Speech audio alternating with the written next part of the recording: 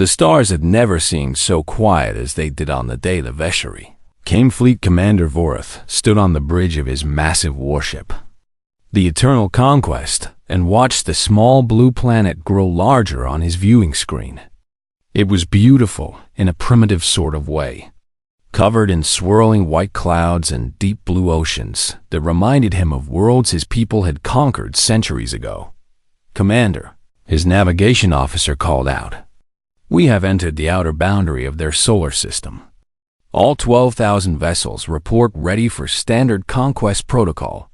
Vorith allowed himself a thin smile. This would be easy, perhaps too easy for his liking. The Vexeri Dominion had sent him to claim this world after their long-range probes detected signs of intelligent life. The scans showed a fractured species divided into hundreds of warring nations, a people who had only recently discovered nuclear power and were still using primitive chemical rockets to explore their own moon. "What do we know about these creatures?" Vorith asked. Settling into his command chair, Sub-Commander Lyris stepped forward, her forearms folded behind her back in the traditional posture of respect. She was younger than most officers of her rank, but her mind was sharp, and Vorith valued her counsel even when he chose to ignore it. "They call themselves humans, Commander. They are carbon-based, oxygen-breathing bipeds with an average lifespan of roughly 80 standard cycles. Their technology is approximately 3,000 years behind our own, and they have no faster-than-light capability. They appear to spend most of their energy fighting amongst themselves over resources, territory, and abstract concepts they call religions and ideologies." Vorith laughed, a deep rumbling sound that echoed across the bridge. "So they are children playing with sharp objects. How delightful. This conquest will barely require our attention." The fleet moved deeper into the solar system, passing a massive ring planet and then a large red world with ancient dried riverbeds visible from orbit. Vorith noted that the humans had sent small robotic probes to these worlds, tiny machines that crawled across the surface and sent back simple radio signals. It was almost endearing in its primitiveness. "Commander," the communications officer suddenly shouted, his voice high with surprise, "we are receiving a transmission. It is directed at us specifically, and it has been translated into perfect Thetseri." Vorith sat up straighter. This was unexpected.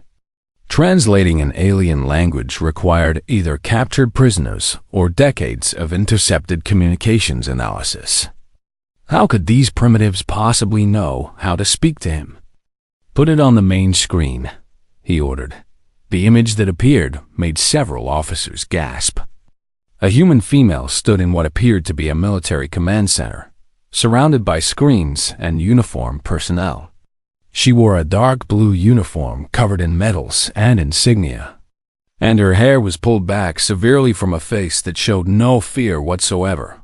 "I am Admiral Elena Vasquez of the United Earth Defense Council," the human said, her voice calm and steady. "You have entered our solar system with a fleet of warships. Your intentions are clear to us." Vorith leaned forward with amusement. "Record this," he whispered to his aide. "The entertainment division back home will love it." The human admiral continued speaking. "I am authorized to deliver the following message on behalf of all humanity. This is your one and only warning. Turn your fleet around and leave our system immediately. You have 48 of our hours to comply. If you do not leave, you will be destroyed. There will be no negotiation. There will be no second warning. There will be no mercy." The transmission ended, leaving the bridge in stunned silence. Then Vorith began to laugh. It started as a chuckle and grew into a roar that brought tears to his eyes. His officers joined in nervously, their laughter filling the command deck. "Did you hear that?" Vorith gasped between laughs. "They threaten us. 12,000 warships, the pride of the Vexeri Dominion, veterans of 100 conquests, and these primitives dare to threaten us." Sub-Commander Lyris did not laugh. She stood quietly, studying the frozen image of Admiral Vasquez on the screen. Something about the human's eyes troubled her. A cold certainty that seemed out of place for a species facing inevitable defeat. "Commander," Lyris said quietly, "perhaps we should consider—" "Consider what?" Vorith interrupted, his laughter fading. "Consider running away from creatures who have not even left their own planet. Consider showing weakness to a species that still kills each other over lines drawn on maps. No, Sub-Commander. We will continue our approach, and we will teach these humans the same lesson we have taught 100 other species." He turned to address the entire bridge crew. "Mark this day, warriors of the Veshery. Soon we will add another world to our dominion, and the humans will learn their proper place as servants and slaves. Their defiance will make excellent viewing for our citizens back home." The fleet continued its advance, 12,000 vessels moving in perfect formation toward the small blue world. Scout ships raced ahead, mapping the system and identifying potential threats. They found none. The humans had a few primitive satellites in orbit around their planet and some ancient space stations, but nothing that could possibly challenge Vexery military might. Lyris returned to her quarters that night and accessed the fleet's database of intercepted human transmissions. She studied their history, their wars, their terrible weapons. She read about conflicts they called world wars, about weapons they called nuclear bombs, about a Cold War where two human nations had built enough destructive power to kill their entire species many times over. She read about their stories too, their myths and legends and fictional tales. The humans seemed obsessed with invasion, with aliens coming to conquer them. They had imagined this scenario 1,000 times in their entertainment, always finding ways to fight back, to resist, to win against impossible odds. It was just fiction, Lyris told herself.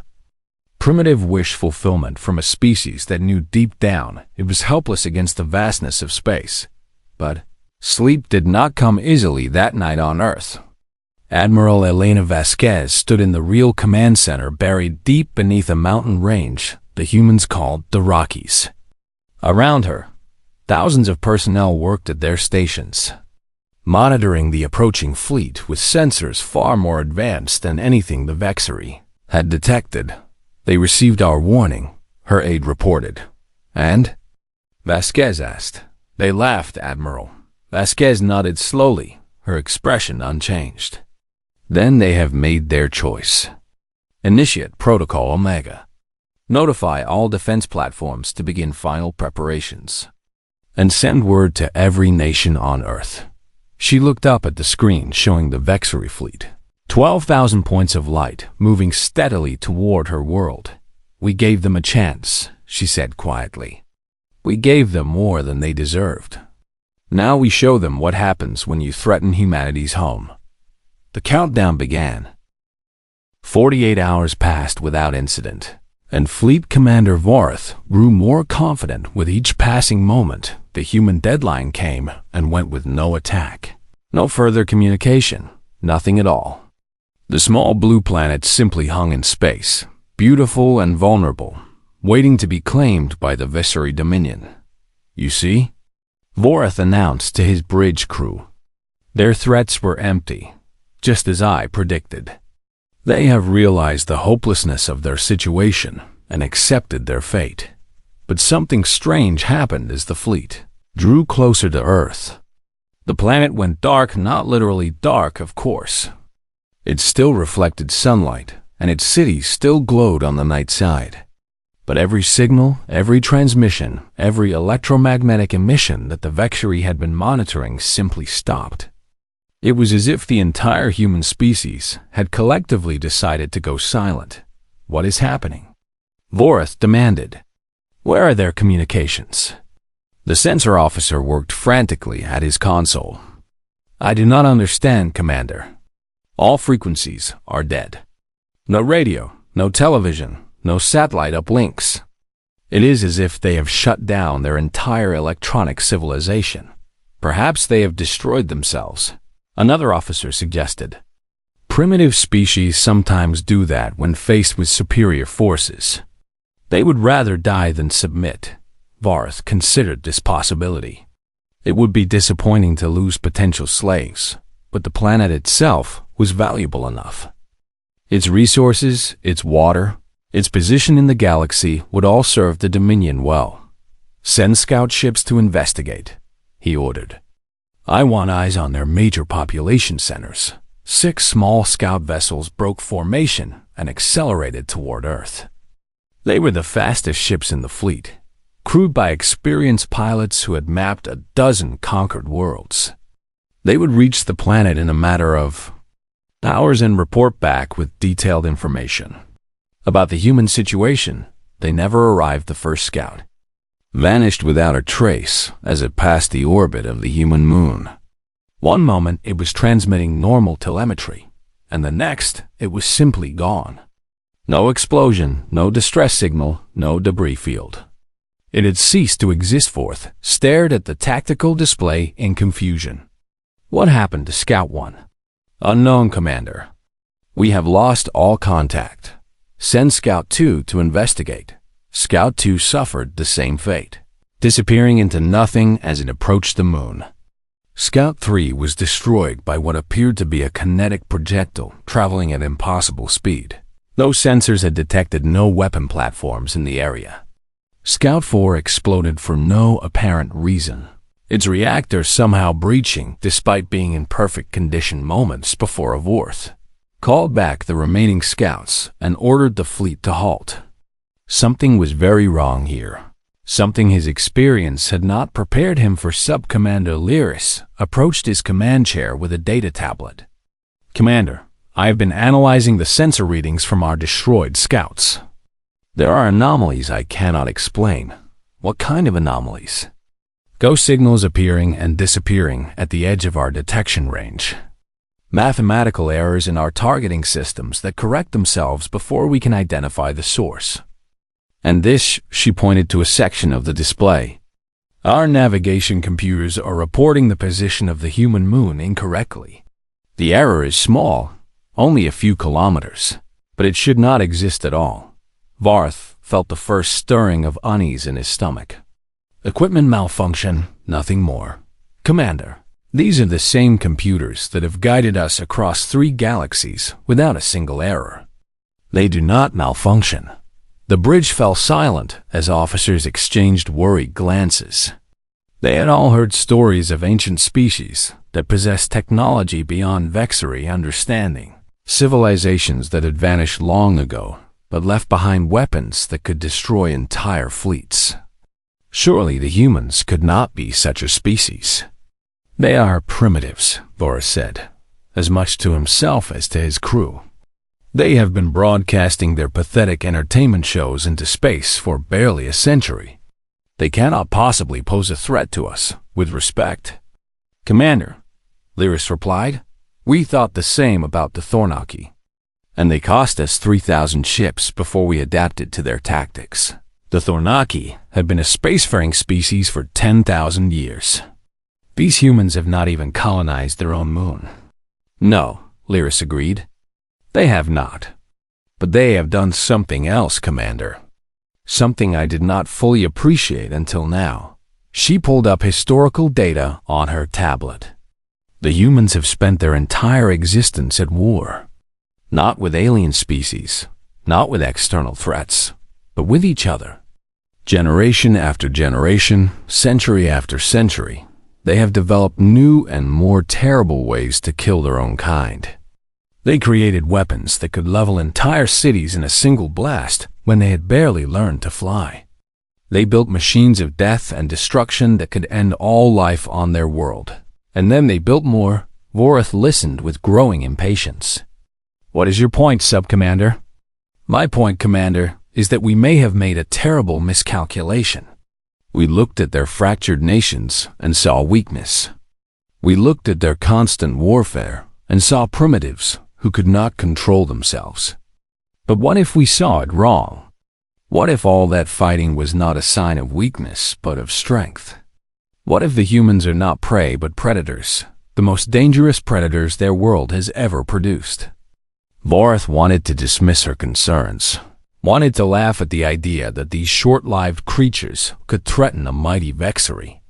But the silence from Earth pressed against his confidence like a weight, and the memory of his vanished scouts lingered in his mind. "Order the fleet to full alert," he finally said. "All weapons charged, all shields at maximum.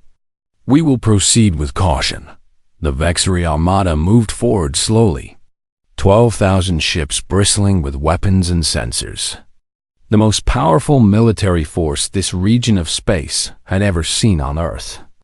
Deep beneath the Rocky Mountains, Admiral Vasquez watched their approach on her tactical display. Around her, officers from every nation on Earth worked side by side, their ancient rivalries forgotten in the face of this common threat. "They are scared," her tactical officer reported.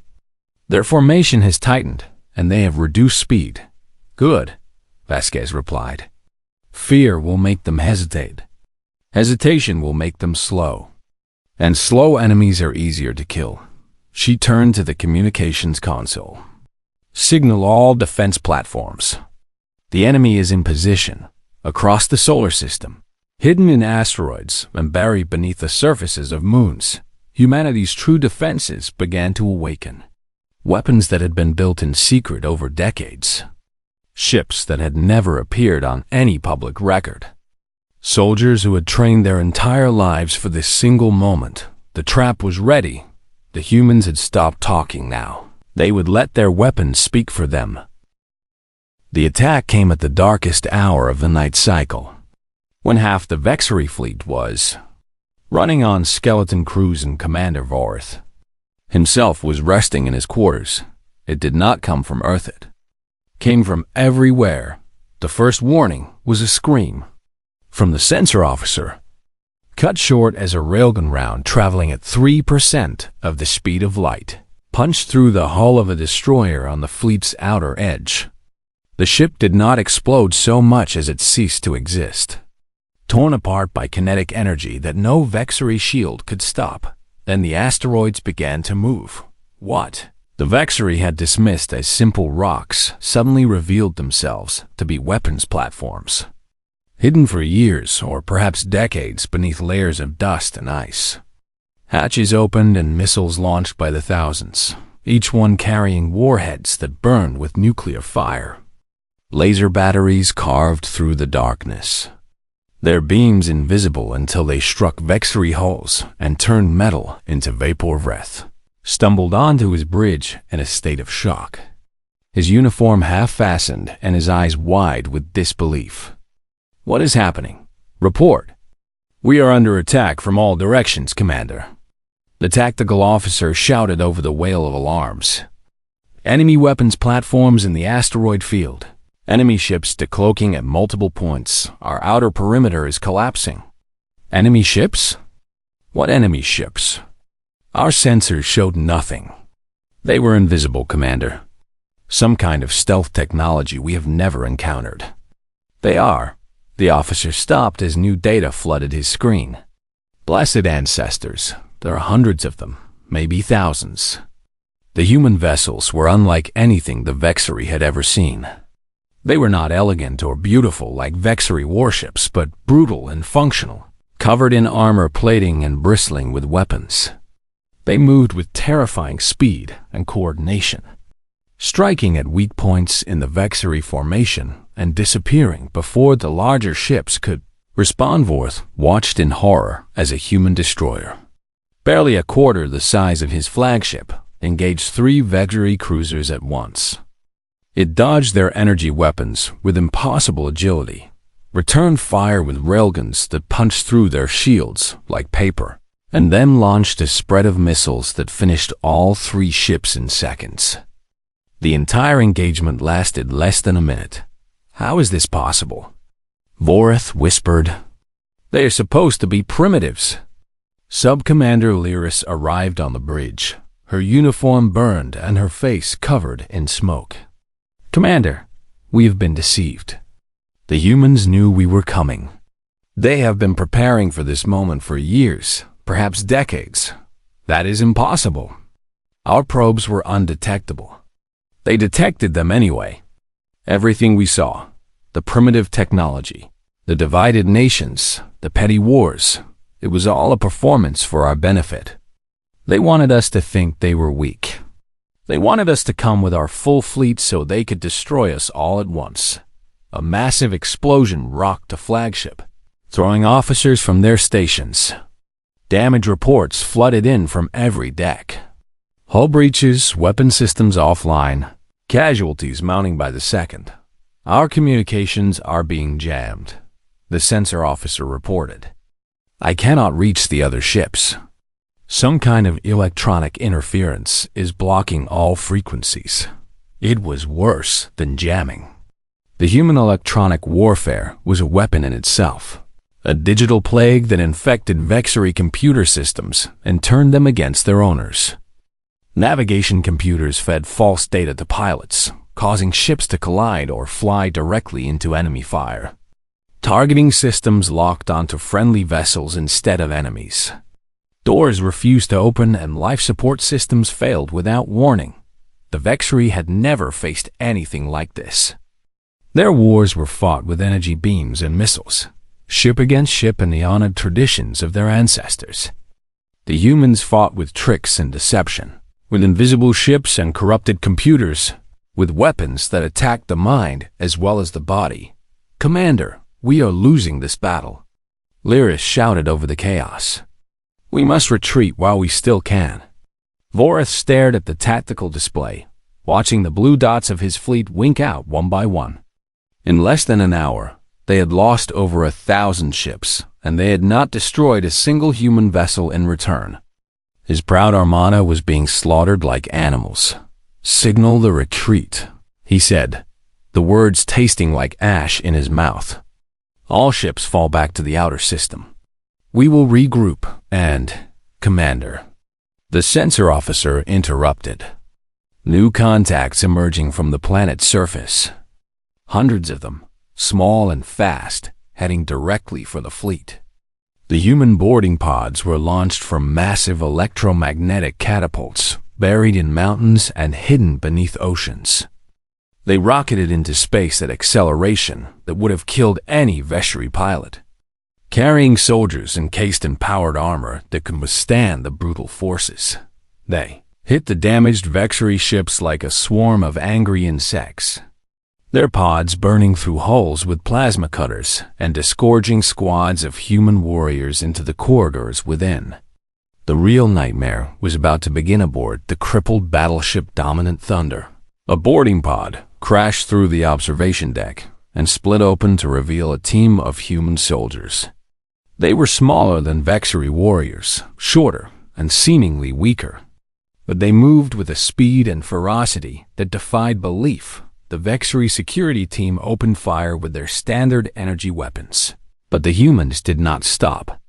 They advanced through the barrage, their armor absorbing hits that should have been fatal, and returned fire with projectile weapons that tore through Vexery bodies like they were made of cloth. One Vexery warrior charged a human soldier with a traditional blade, confident that his superior size and strength would win the day.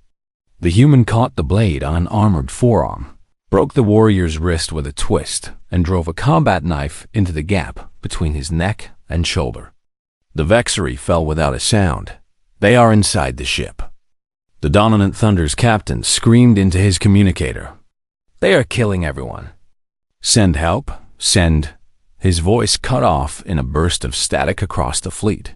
Similar scenes played out on dozens of vessels. The humans did not fight like any enemy the Vexery had ever faced. They did not hesitate, did not retreat, did not surrender. Wounded soldiers kept fighting until they could no longer move. Surrounded squads detonated explosives rather than be captured. They seemed to have no fear of death at all. Fleet Commander Voreth listened to the death screams of his people and finally understood the terrible truth. Humans were not primitives playing at war. They were predators, forged by 10,000 years of constant conflict, hardened by struggles that would have destroyed any other species, and now they had found new prey. Sub-Commander Lyris had never known true fear until she watched the humans fight. She had been a warrior for 60 standard cycles, had served in campaigns across 3 star systems, had faced enemies that towered over her and enemies that swarmed in endless numbers. She had always believed that the Vexari were the greatest warriors in the galaxy, born and bred for conquest over countless generations. Now she stood in the corridor of the flagship Eternal Conquest, a plasma rifle in her upper arms and a blade in her lower ones, watching a squad of human soldiers tear through her security team like they were children. The humans were so small. The tallest of them barely reached her shoulder, and their bodies were soft compared to Vexari armor-plated skin. They had no claws, no natural weapons, no venom or acid or any of the biological defenses that most dangerous species developed. By every measure, the Vexari used to judge a warrior species. The humans should have been easy prey, but they were not prey. They were something else entirely. A human soldier rounded the corner ahead of her, moving in the strange crouching gait they used in combat. Lyris raised her plasma rifle and fired 3 quick shots. 2 missed as the human dove into a roll, and the third struck his shoulder armor and sent him spinning into the wall. Any Vexari would have been down, screaming in pain from a wound like that. The human pushed himself up with his good arm, raised his weapon, and fired a burst of projectiles that forced Lyris back into cover. When she looked again, he was gone, vanished into a side corridor despite his injury. "They do not stop," whispered one of the young warriors beside her. "We kill them, and they do not stop. Hold your position," Lyris ordered, though her own voice trembled. "We must protect the bridge." The sounds of battle echoed through the ship, screams and explosions and the constant chatter of human weapons. The boarding parties had spread through every deck, targeting critical systems with surgical precision. They knew exactly where to strike, knew the layout of Vexari ships better than seemed possible. How long had they been studying us? Lyris wondered. How long had they been preparing for this moment while we laughed at their primitive signals and their petty wars? A grenade bounced around the corner and landed at her feet. Lyris threw herself backward, pulling the young warrior with her, as the explosion tore apart the corridor where they had been standing. Her ears rang and her vision blurred, but she forced herself up, forced herself to keep fighting. 3 humans advanced through the smoke, their armor scorched but intact, their weapons raised and ready. Lyris fired her plasma rifle until the power cell died, then drew her blade and charged. She was faster than them, stronger than them, had been trained in combat since she could walk. She killed the first human with a slash across the throat, spinning past his falling body to engage the second. Her blade met his rifle, cutting through the weapon and into his chest.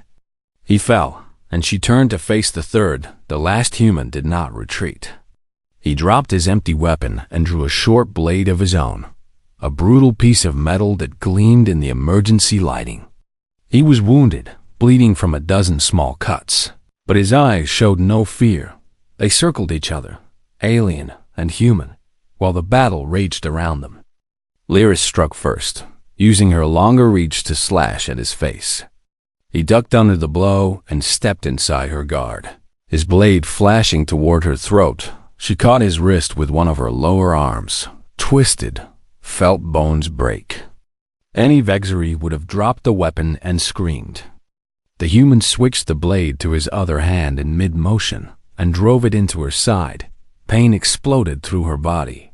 She stumbled backward, clutching the wound, watching as the human advanced despite his broken wrist and his many injuries. His face was set in an expression she had seen in the old records, in the human transmissions she had studied. It was the face of a predator that had found its prey. "Why do you not fear death?"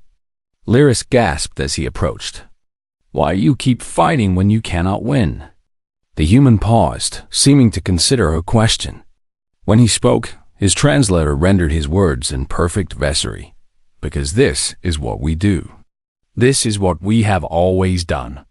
We fight, we bleed, we die, and we win. Your people think you are warriors, because you conquer the weak. My people are warriors because we have spent 10,000 years fighting the strong." He raised his blade. "We did not become the dominant species on our world by being prey. We became dominant by being the most dangerous predators our planet had ever seen. Every creature that threatened us, we hunted to extinction. Every challenge we faced, we overcame through sheer stubborn refusal to die." Lyris understood then. Understood what the Vexery had failed to see in all their scans and probes and intelligence gathering. The humans were not a fractured species tearing itself apart through constant warfare. They were a species that had forged itself through constant warfare, tempering their civilization in blood and fire until they became something that no other world had ever produced. Vexery had evolved on a peaceful planet with few predators. They had become conquerors because expansion was easy and there was no one to stop them. The humans had evolved on a death world, surrounded by predators and diseases and natural disasters that killed them by the millions. They had become conquerors because conquest was the only way to survive. "You should have listened to the warning," the humans said, stepping closer. "You should have turned around and gone home." But you could not imagine that a species so small and so young could possibly be a threat. "You looked at us and saw weakness." He shook his head slowly. "You saw what we wanted you to see. You saw the mask we wear for the universe. The smiling face that hides the killer underneath. Every species does this, pretends to be civilized, pretends to be peaceful. But we have only been pretending for a few thousand years. Underneath it all, we are still the same creatures that hunted mammoths with sharpened sticks and went to war over patches of fertile ground." Lyris fell to her knees, her strength fading. Around her, she could hear the sounds of battle dying down. Not because the humans were losing, but because there were no more Vexery left to fight.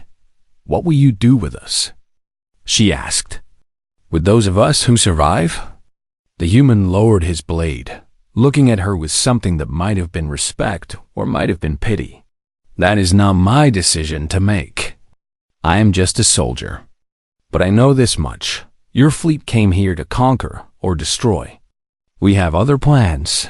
He turned and walked away, leaving her bleeding on the floor of her own ship, surrounded by the bodies of her people. The battle was ending. The war was just beginning. The silence that followed the battle was more terrible than the battle itself. Fleet Commander Varth stood in chains on the observation deck of a human space station orbiting the red planet they called Mars, watching the wreckage of his once proud armada drift through the void. 12,000 ships had entered this system. 847 remained, all of them crippled, all of them captured, their crews either dead or imprisoned. He had expected to die. He had prepared himself for execution, had steeled his mind against the torture that surely awaited him. The Vexery did terrible things to captured enemy commanders, and he assumed the humans would be no different, but the humans were full of surprises. The door behind him opened, and Admiral Elena Vasquez walked in. She was shorter than he had expected, barely reaching his chest, with gray streaking her dark hair and lines around her eyes that spoke of many years and many burdens. 2 guards accompanied her, but they kept their weapons holstered. "Fleet Commander Vorth," she said, her voice calm and measured. "I hope your accommodations have been acceptable." Vorth stared at her in confusion. "You ask about my comfort? After everything that has happened? Your people slaughtered my fleet, invaded my ships, killed thousands of my warriors, and you ask if my cell is comfortable?" "Yes," Vasquez replied simply. "I ask because we are not monsters, Commander. We take no pleasure in killing. We do what we must to protect our home, nothing more and nothing less." She walked to the observation window and stood beside him, gazing out at the stars. "You came here expecting to find a primitive species, easy prey for your dominion. Instead, you found something else. I wonder if you have figured out what that something is. You are killers," Vorth spat. "Savage, brutal, uncivilized killers. You use tricks and deception instead of honorable combat. You fight without regard for your own lives. You are everything we thought you were, just more dangerous. Vasquez turned to look at him, and there was something almost sad in her eyes. Yes, we are killers. That much is true. But we are not savage or uncivilized. We are simply honest about what we are. She pulled a small device from her pocket and pressed a button. A holographic display appeared between them, showing images of human history, wars and battles, cities burning, mushroom clouds rising over destroyed landscapes. This is our history, Commander. 10,000 years of constant warfare. We have killed each other over land and resources, over religion and ideology, over insults and slights that most of us cannot even remember. We have developed weapons that could destroy our entire planet many times over. And we have come close to using them. The images shifted to show other things. Humans building cities, creating art, exploring space, helping each other after disasters. But this is also our history. We build as well as destroy. We create as well as kill. We help the weak and heal the sick and reach for the stars with dreams of a better future. Then why? Vorth demanded. Why the deception? Why let us think you were primitives? Why not simply show us your true power and warn us away? Because we needed to know, Vasquez replied. We detected your probes decades ago, and we knew that someday you or someone like you would come. We needed to know if you would respect our boundaries, if you would accept our right to exist in peace. So we hid our true capabilities and sent you a warning. We gave you a choice, and we chose wrong. Yes. You looked at our small blue world and saw conquest and slaves and resources. You never considered that we might be dangerous. You never imagined that we might be ready for you. Vorth lowered his head in shame. So what happens now? Will you execute me? Torture me for information? Use me as an example to frighten other species away? To his amazement, Vasquez laughed. No, Commander. We are going to do something far more effective. We are going to let you go. What? You heard me. We have repaired one of your communication vessels. You and your surviving officers will board it and return to Vexery space. You will take with you the recordings of this battle, every image and sensor reading and audio file. You will show your leaders exactly what happened here. Vorth did not understand. You are releasing us? After everything we did, everything we planned to do, you are simply letting us leave? Vasquez stepped closer, and when she spoke again, her voice was cold as the void between stars.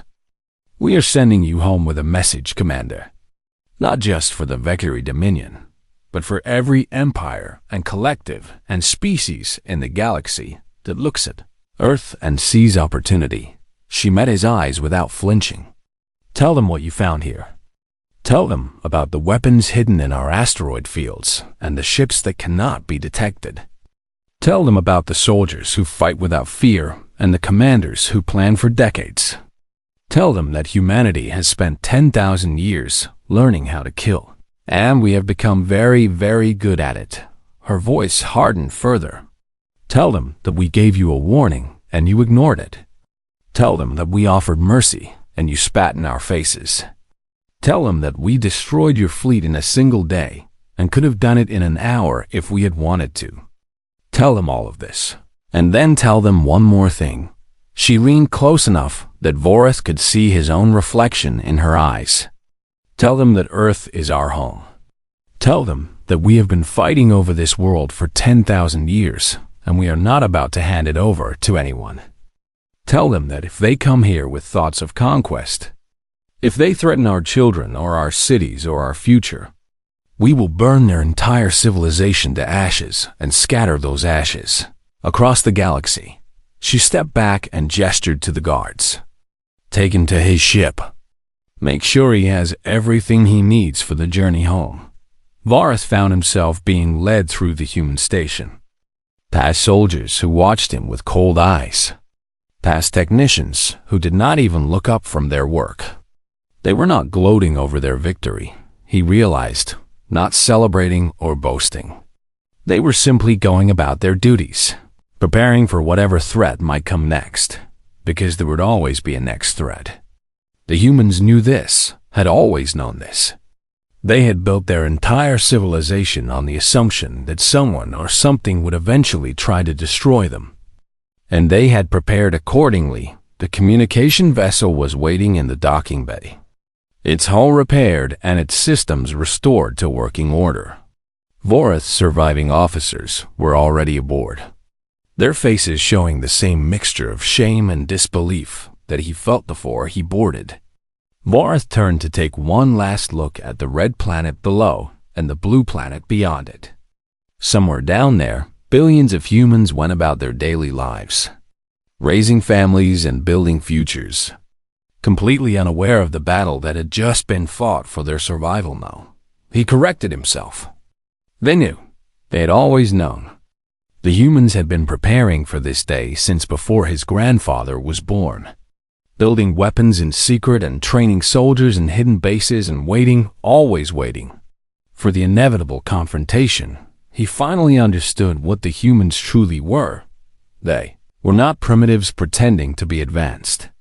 They were predators pretending to be prey, and the galaxy had just learned a very important lesson. Voreth boarded his ship and began the long journey home, carrying the message that would change everything. Humanity was not alone in the universe, but they would never, ever be victims.